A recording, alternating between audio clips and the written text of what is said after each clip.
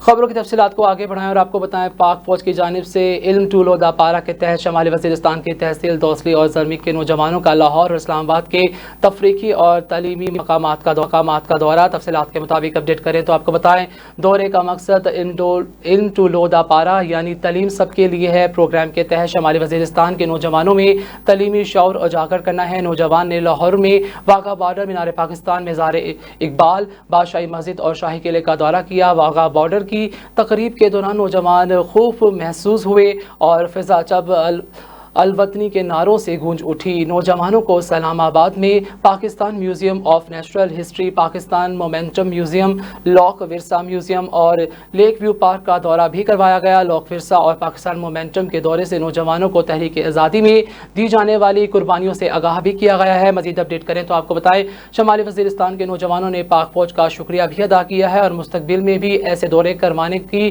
خواہش کا اظہار کیا ہے۔